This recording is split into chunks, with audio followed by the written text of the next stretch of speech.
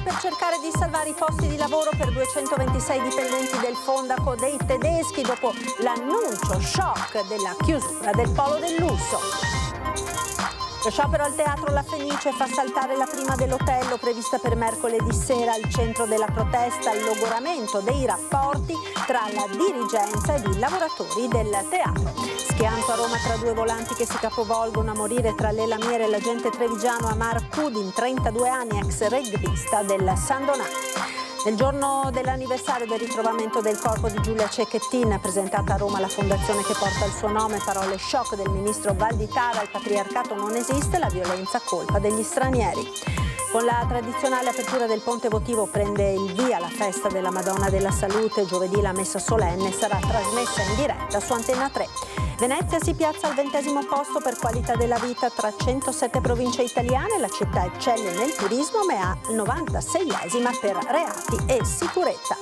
Basket, male per l'Umana Reyer maschile, battuta in casa da Reggio Emilia. Grande risultato invece per le ragazze che hanno vinto a Schio.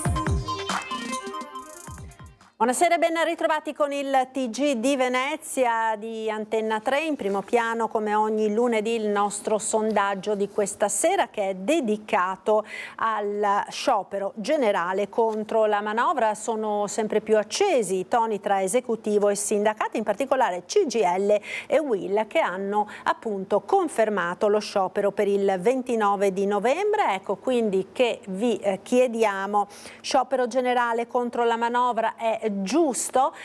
Come sempre potete esprimere la vostra opinione con una chiamata ai numeri che vedete in sovraimpressione. L'esito del sondaggio sarà reso noto questa sera nel corso di Ring, in onda a partire dalle 21.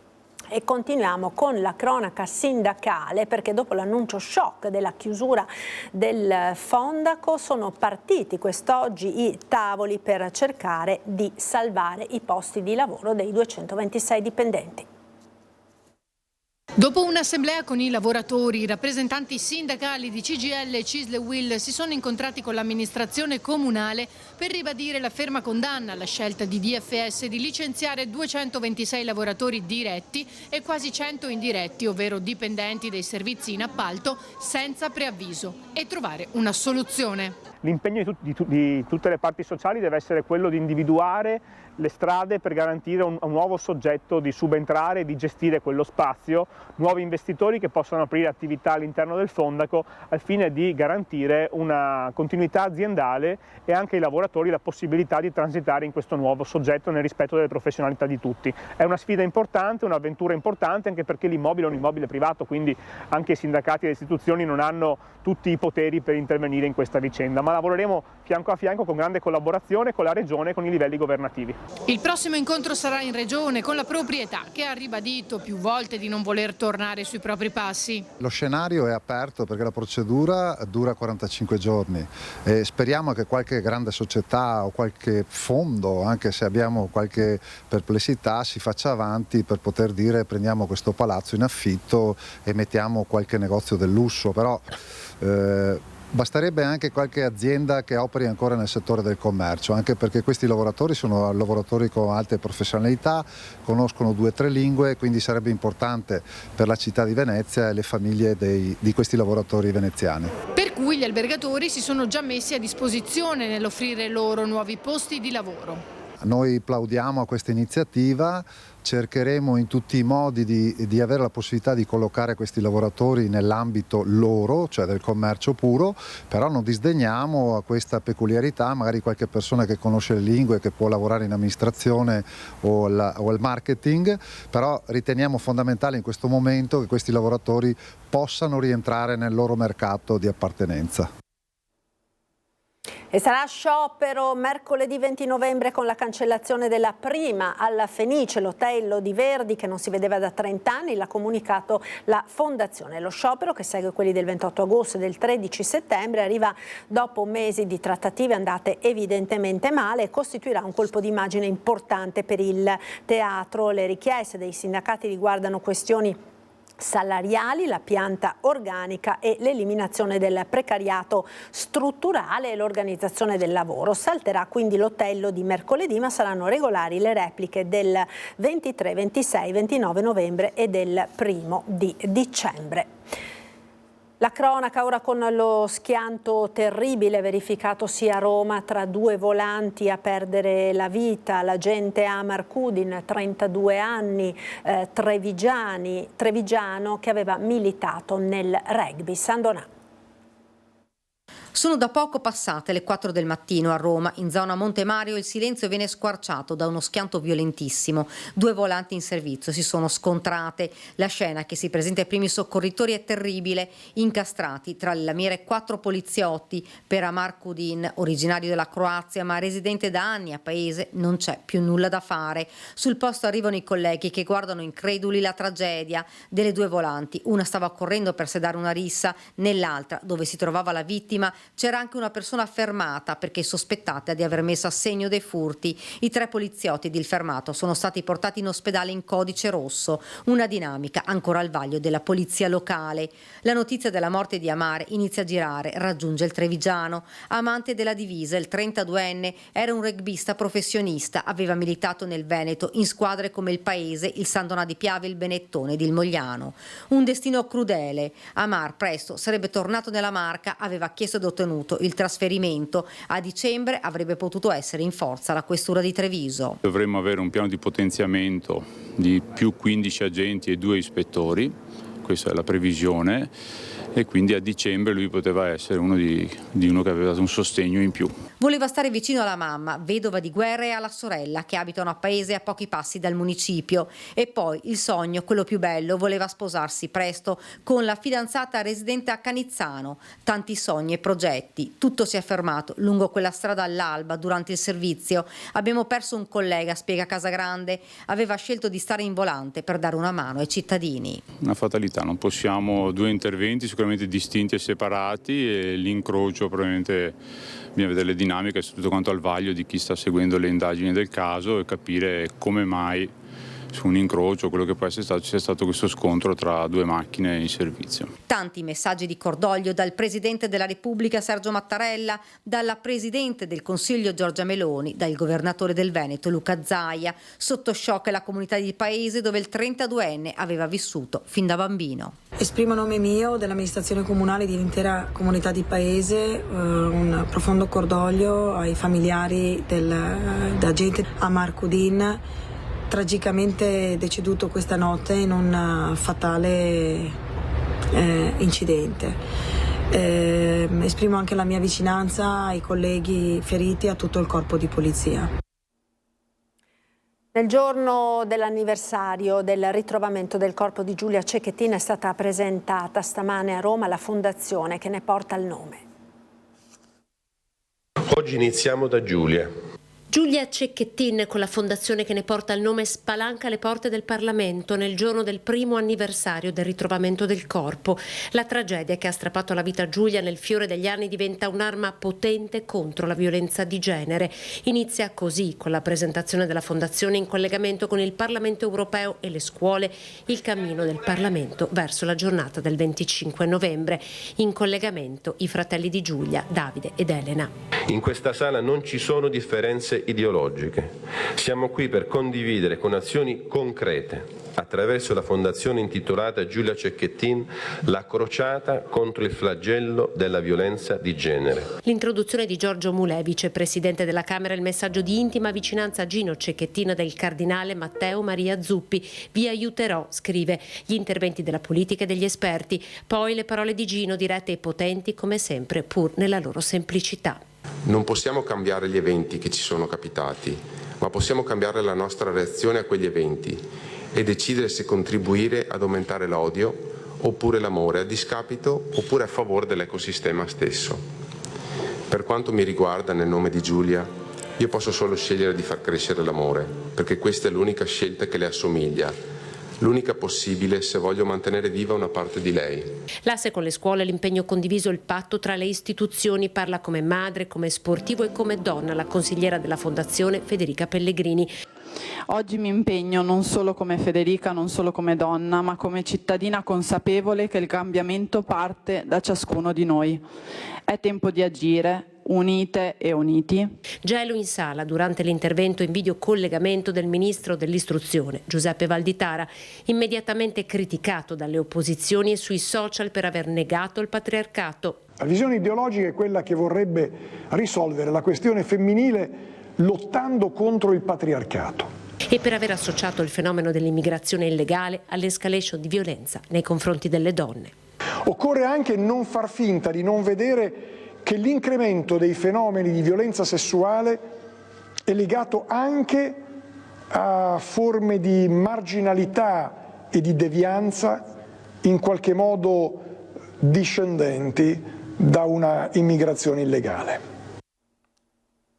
E di oggi anche il post su Instagram di Elena Cecchettin, sorella di Giulia, dopo la presentazione della fondazione a nome della sorella. Oltre al Deplian proposto, che già qua non commentiamo, scrive: cosa ha fatto in quest'anno il governo? Perché devono essere sempre le famiglie delle vittime a raccogliere le forze, a creare qualcosa di buono per il futuro? Dico solo che forse, se invece di fare propaganda alla presentazione della fondazione che porta il nome di una ragazza uccisa da un ragazzo bianco, italiano e per bene, si ascoltasse, non continuerebbero a morire centinaia di donne nel nostro paese ogni anno. Questo il post di Elena Cecchettin. Cambiamo ora argomento, andiamo in centro storico a Venezia, dove questa mattina con il tradizionale taglio del nastro è stato aperto il ponte votivo che porta alla Basilica della Salute. Con il Patriarca impegnato a Roma nelle riunioni del Dicastero Vaticano alla Cultura di cui fa parte, è toccato al vicario episcopale Monsignor Fabrizio Favaro, rettore della Basilica della Salute, compiere l'antico gesto di benedire e attraversare per primo, insieme alle autorità cittadine, il ponte votivo galleggiante che collega Santa Maria del Giglio alla riva di San Gregorio adiacente alla Basilica della Salute. Con lui il delegato del sindaco Giovanni Giusto, le autorità cittadine, tra le quali il prefetto questore e il comandante generale della polizia locale. Monsignor Francesco Moraglia rientrerà a Venezia mercoledì sera per partecipare al pellegrinaggio dei giovani e poi al solenne pontificale di giovedì. Un onore rappresentare il Patriarca e la Chiesa anche per questo gesto bello, importante, tradizionale, sì, decisamente. Quest'anno la Festa della Salute, anche in procinto del prossimo Giubileo, vuole essere un annuncio di speranza, così come il Papa ci ha invitato a fare, con il dono dell'indulgenza plenaria che anche il Papa ha rinnovato quest'anno dal 18 al 24 novembre. L'appuntamento della Madonna della Salute è un appuntamento speciale per i veneziani, che raggiungono anche coloro che non sono più residenti nella città galleggiante, la raggiungono comunque perché non vogliono mancare a quello che è il saluto, comunque il chiedere, va bene, oppure comunque quello di condividere con quella che è la mamma di tutti i veneziani. Recupera la cultura di questa città che si declina in molte maniere, e una delle maniere è quella della cultura religiosa, e credo che sia davvero una bella festa, una bella occasione dove anche il popolo veneziano si raccoglie intorno alla propria tradizione. È un momento che coinvolge tutti, che tiene uniti tutti in ricordo di quella che è la storia. E giovedì, festa della Madonna della Salute, Antenna 3 seguirà in diretta tutte le celebrazioni, con una diretta appunto a partire dalle 9:45, alle 10 ci collegheremo poi con la Basilica per la messa solenne presieduta dal Patriarca di Venezia, Monsignor Francesco Moraglia. La cronaca giudiziaria ora con i nuovi dettagli emersi sull'inchiesta Palude. Due nuovi documenti sequestrati al vice capo di gabinetto del sindaco Derek Donadini sarebbero nelle mani della Procura di Venezia nell'ambito dell'inchiesta Palude, in merito alla presunta trattativa per la vendita dell'area dei Pili. Il primo è stato trovato nel PC sequestrato ed è un memoriale redatto dallo stesso Donadini, anche lui indagato, con le annotazioni degli incontri, sarebbero 3, tra il sindaco e il magnate cinese Wong. Il primo in aprile 2016 in comune, con cartina geografica per indicare l'area dei pili e davanti ad assessori e altre persone. A dicembre 2017 poi, a casa di Brugnaro, ammesso anche da lui in estate, e in cui secondo la procura la trattativa sarebbe naufragata, secondo i PM, per la richiesta del sindaco di versare 10 milioni di euro a fondo perduto.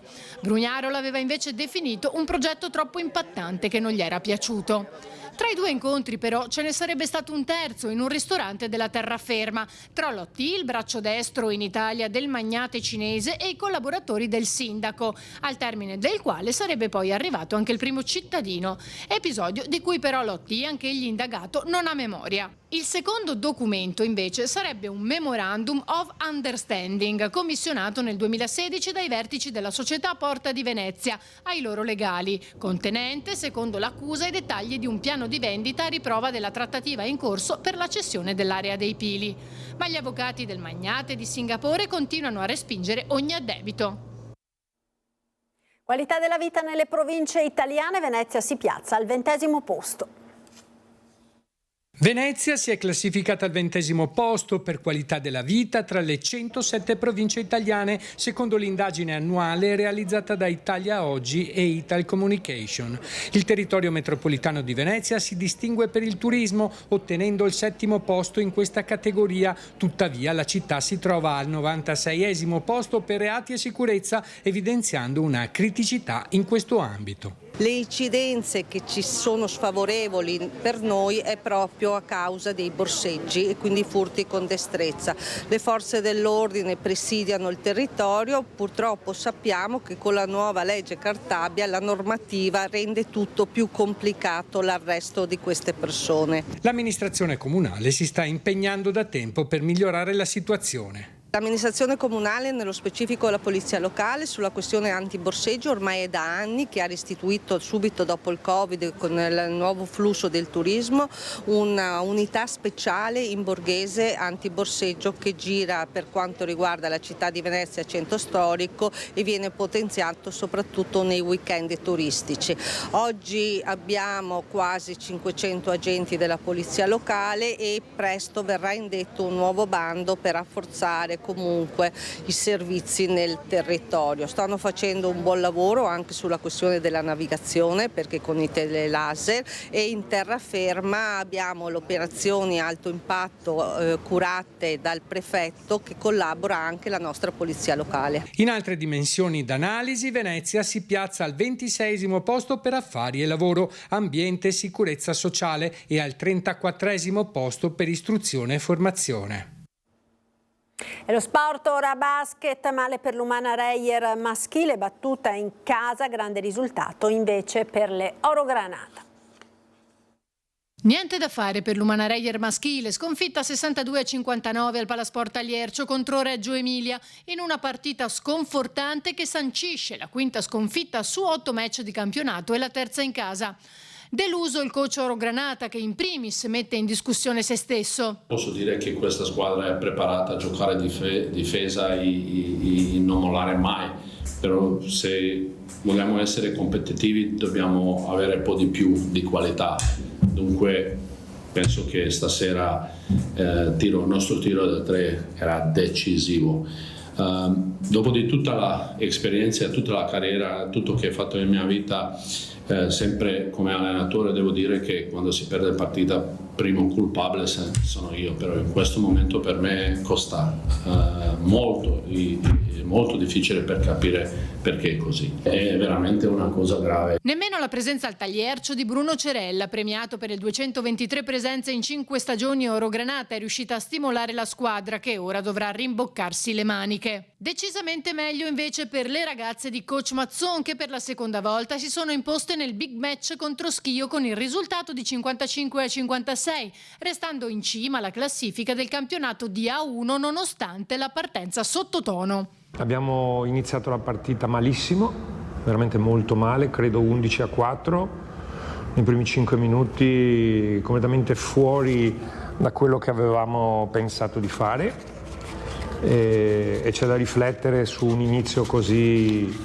fuori casa così sbagliato. Poi abbiamo continuato a crederci in spogliatoio, ci siamo dati anche forza su questa cosa, abbiamo cambiato alcune cose nei secondi 20 minuti e dopo 5 minuti del terzo quarto siamo riusciti a capire un po' dove andare sia in attacco che in difesa. Grande prova nel quarto quarto, tenere una squadra come Schio a 4 punti, combattere così in situazioni fisiche davvero difficilissime. Grazie per essere stati con noi, arrivederci.